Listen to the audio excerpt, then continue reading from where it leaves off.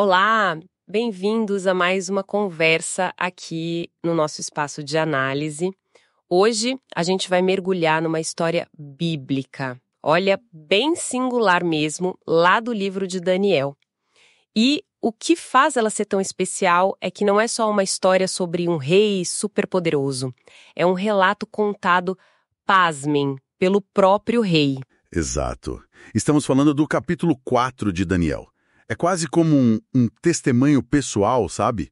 Ou talvez até um tipo de decreto oficial. Isso, do Nabucodonosor, o grande rei da Babilônia. É a versão dele dos fatos, né? Dos eventos que levaram a uma transformação profunda na vida dele. Exatamente. E as fontes que a gente consultou, elas olham para esse capítulo não só como uma narrativa, mas como possivelmente um documento público mesmo. Algo que um rei pagão teria divulgado por todo o seu vasto império. E para quê? Para reconhecer o poder do Deus de Israel. É bem forte isso. Nossa! Então, a nossa missão aqui é tentar desvendar as camadas dessa história, né? O orgulho, a queda e depois a redenção de um dos caras mais poderosos do mundo antigo. Ok, vamos lá então. Para situar rapidinho quem talvez não lembre de todos os detalhes, nos capítulos anteriores a gente já viu Daniel e os amigos dele, né, levados para a Babilônia. O Daniel já tinha interpretado aquele primeiro sonho do Nabucodonosor, da estátua de metal, lembra? Lembro sim, que previa os impérios futuros. E os amigos de Daniel, Sadraque, Mesaque e Abednego, que sobreviveram àquela fornalha ardente, milagrosamente, porque se recusaram a adorar a estátua de ouro do rei. É verdade. E é curioso, né? O Daniel não estava lá nessa cena da fornalha. Pois é. Talvez estivesse viajando a serviço do rei, quem sabe? Algumas fontes até sugerem isso. E tem um detalhe técnico, mas super importante, que as fontes ressaltam. A língua. Esse capítulo 4, assim como do 2 ao 7 de Daniel, foi escrito em aramaico. Ah, sim. Que na época era tipo assim a língua internacional, né? Usada para comunicação entre os povos, para diplomacia, comércio. Entendi, faz sentido. Então isso reforça a ideia de que essa declaração do Nabucodonosor era para ter um alcance amplo.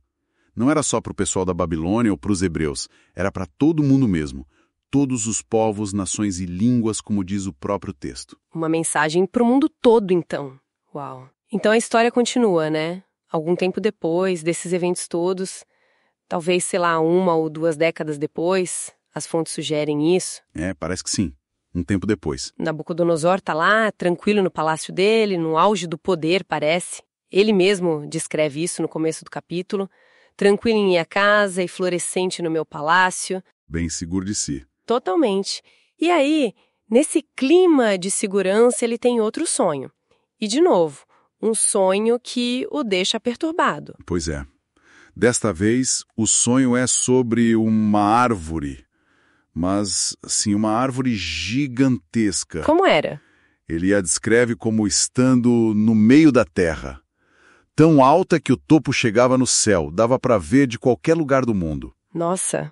Uma árvore linda, cheia de folhas, frutos, dava comida para todo mundo, abrigo para os animais, para as aves. Claramente uma imagem do próprio rei, do seu império, né? Poderoso, próspero. Faz todo sentido a analogia, mas imagino que não ficou só nisso, né? Se o perturbou... Exato. O sonho dá uma virada sombria. Desce um vigia, que também é chamado de santo, uma figura celestial, tipo um anjo mensageiro. Um anjo. E o que ele diz? Ele dá uma ordem bem drástica. Derrubem a árvore, cortem os galhos, espalhem as folhas, os frutos, todo mundo que dependia dela tinha que fugir. Que coisa. Mas e aí? Derrubar tudo? Quase tudo. Tinha uma instrução bem específica. Deixar o tronco, sabe, o toco da árvore, com as raízes, fincado na terra. Ah, o toco ficou? Sim. E mais, esse toco devia ser preso com uma cinta de ferro e bronze. Ficar ali, exposto na grama. Esse detalhe do toco é crucial para entender o final. E nesse ponto, a linguagem do sonho muda um pouco, né? Deixa de ser sobre a árvore e vira algo mais pessoal. Precisamente. A metáfora da árvore fica para trás e a descrição foca no destino de uma pessoa. O texto diz que ele, o toco, né, seria molhado pelo orvalho, viveria com os animais, comendo grama. Nossa! E o mais estranho, o coração humano seria trocado por um coração de animal. E isso duraria 7 tempos. 7 tempos. O que seria isso? Olha, a análise das fontes aponta com bastante força que 7 tempos significa, muito provavelmente, 7 anos. 7 anos vivendo assim? Sim, e o sonho deixa claro o porquê dessa humilhação toda. Era para que os viventes saibam que o Altíssimo tem domínio sobre o reino dos homens e o dá a quem quer. A mensagem é clara. Diretíssima. Quem manda de verdade é Deus, não Nabucodonosor. Entende. E aí, claro, ele ficou desesperado com esse sonho, chamou os sábios de novo, magos, astrólogos. Isso, toda aquela turma de novo. Magos, encantadores, caldeus, adivinhos. Ele conta o sonho para eles, mas... Deixa eu adivinhar, ninguém conseguiu decifrar. Exatamente. Igualzinho ao primeiro sonho da estátua. A sabedoria humana ali, ó, falhou de novo. E é aí que entra Daniel. Sim, finalmente chamam Daniel. E é interessante ver como o Nabucodonosor se refere a ele. Como assim? Ele usa os 2 nomes, o hebraico Daniel e o babilônico Beltesazar. E ainda diz, segundo o nome do meu Deus. Mas, ao mesmo tempo, ele reconhece que o espírito dos deuses santos está em Daniel. Que mistura, hein? Pois é, e ele até chama Daniel de mestre dos magos, tipo, o chefe de todos os sábios. Isso mostra o status altíssimo que Daniel tinha alcançado na corte. Não era qualquer um. Com certeza. E como Daniel reage quando ouve o sonho? A reação dele é notável. O texto diz que ele ficou atônito por 1 hora. Os pensamentos o perturbaram. 1 hora? Por quê? Medo de dar notícia ruim pro rei ou tinha mais coisa aí? Boa pergunta. As fontes exploram isso. Pode ser que ele tenha ficado, sim, com receio pela própria vida, né? Dar uma interpretação dessas para um rei absoluto era arriscado. Mas talvez também ele tenha sentido o peso daquele julgamento divino sobre o rei. Afinal, apesar de tudo, Nabucodonosor parecia respeitar Daniel. Faz sentido. Uma situação delicada. Muito. Só depois que o próprio rei o encoraja, diz para ele falar sem medo, é que Daniel, aí ele mostra uma coragem impressionante. E aí ele conta. Conta. Com diplomacia, claro, mas sem enrolar. Ele confirma. A árvore gigante e poderosa era o próprio Nabucodonosor. A ordem para derrubar significava que o rei seria expulso da sociedade. Expulso. Para onde? Para viver no campo, como um animal selvagem. Comer capim como os bois, o corpo molhado pelo orvalho dia e noite. Meu Deus. Por 7 anos. Exatamente, por 7 anos. Até ele reconhecer que o Deus Altíssimo é quem governa os reinos humanos e entrega o poder a quem ele quer. Mas e a esperança? Você falou do toco que ficou, das raízes, da cinta de metal. Isso significava alguma coisa boa, certo? Sim, e Daniel faz questão de destacar isso. O toco com as raízes, protegido pela cinta, era a promessa de Deus. O reino seria devolvido a Nabucodonosor. Ah, então tinha volta. Tinha, mas com uma condição bem clara. Isso só aconteceria depois que ele reconhecesse a soberania de Deus. Depois que tiveres conhecido o que o céu domina, diz o texto. A restauração dependia dessa mudança interna dele. Entendi, tinha que aprender a lição primeiro. Exato. E Daniel não para na interpretação. Ele vai além. Ele dá um conselho pro rei. Sim, num ato de muita ousadia, muita responsabilidade como profeta. Ele diz, Rei, aceita meu conselho. Abandona teus pecados, pratica a justiça, deixa tuas maldades, usa de misericórdia com os pobres. Uau, direto ao ponto. E ele ainda acrescenta, talvez assim se prolongue a tua tranquilidade. Ele não só interpreta, mas aponta a causa do problema, os pecados do rei, e oferece um caminho, arrependimento real com ações concretas de justiça e compaixão. Que coragem do Daniel. Mas, pelo jeito, o conselho não colou de imediato, né? Parece que não. As fontes indicam que passou 1 ano inteiro entre o sonho, a interpretação e o cumprimento da profecia. 1 ano. O rei teve tempo para pensar? Teve. E a cena descrita é ele lá, passeando no terraço do Palácio Real da Babilônia. Imagina a vista. aquela cidade imponente que ele tinha reconstruído, os muros, os templos, talvez até os jardins suspensos. Ele devia estar sentindo o máximo, né? Contemplando tudo aquilo. Exato. E é nesse momento de orgulho que ele solta a frase que sela o destino dele.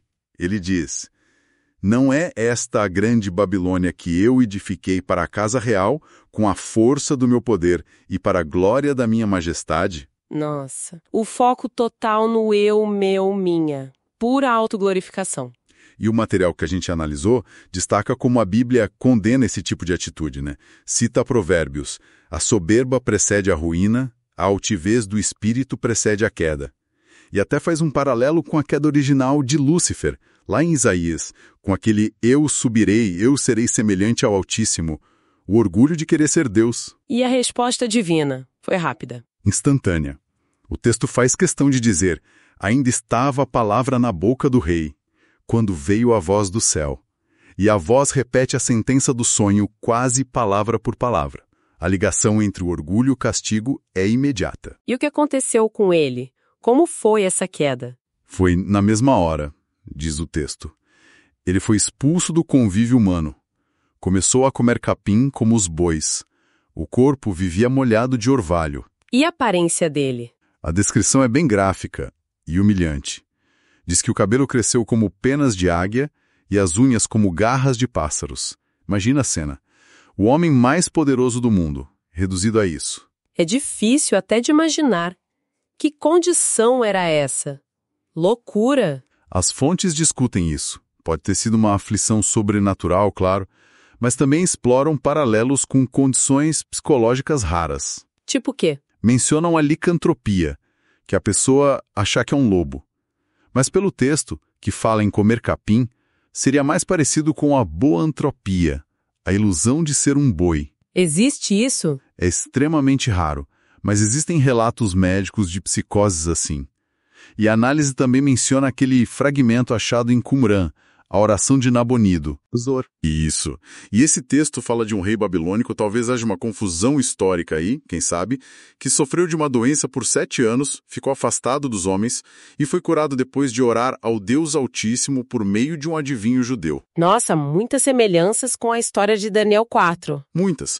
Um rei babilônico, 7 anos de aflição, afastamento, cura ligada ao Deus judaico e um intermediário judeu.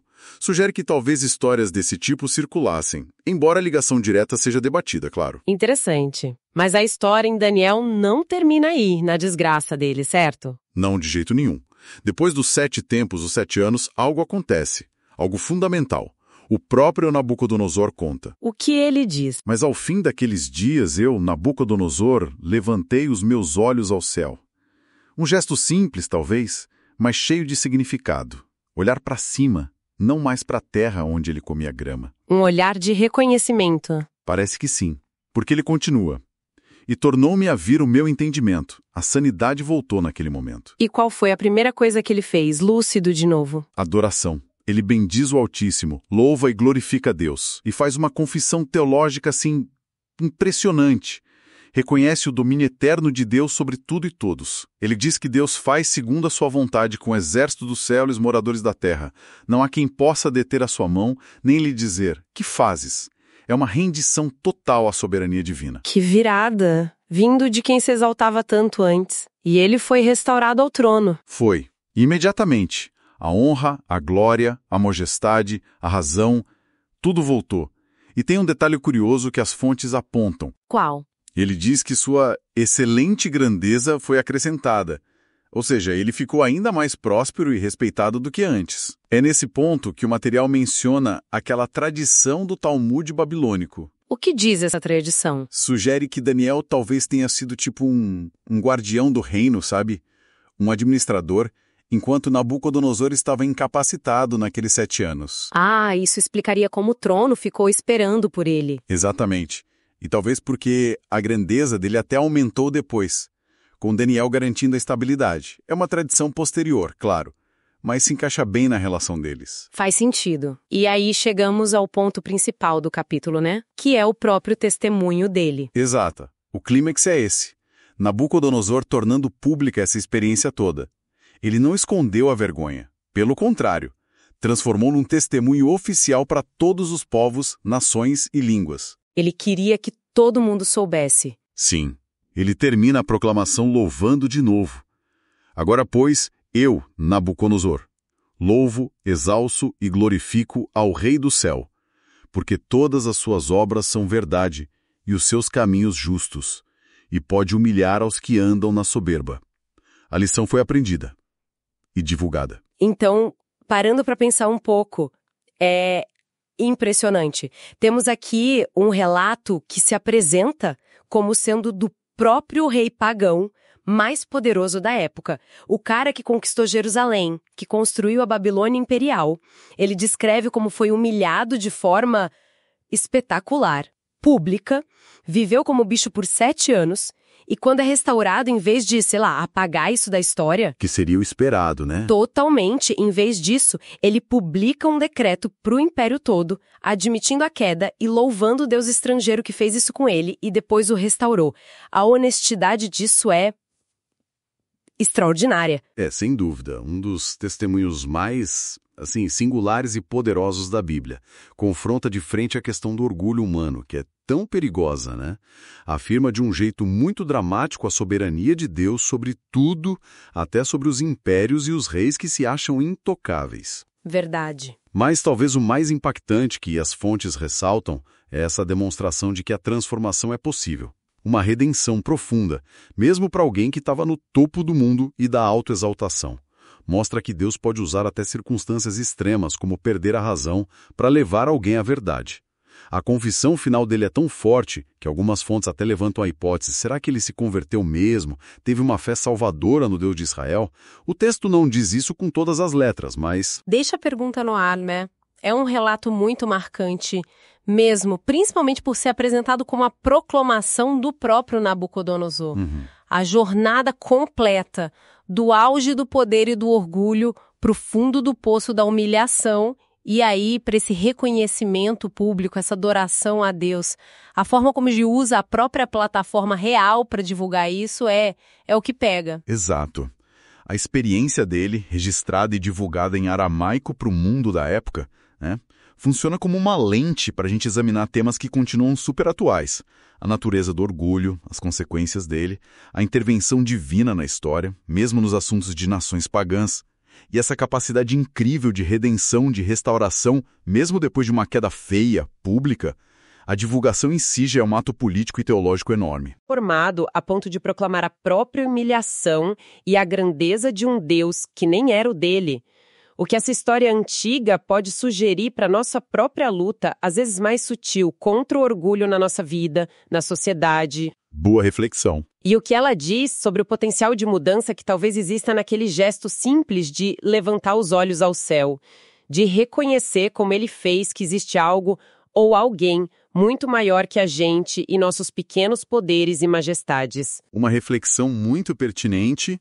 E vale lembrar que a história da Babilônia, o significado dela, tanto histórico quanto profético, continua nos próximos capítulos de Daniel, né? A gente vai ver a queda do império sobre o neto dele, Belzazar, as visões de Daniel sobre os reinos futuros, o legado da Babilônia e a lição de Nabucodonosor ecoam de formas bem complexas. Tem muito mais para explorar ainda. Com certeza. Assunto para as nossas próximas conversas.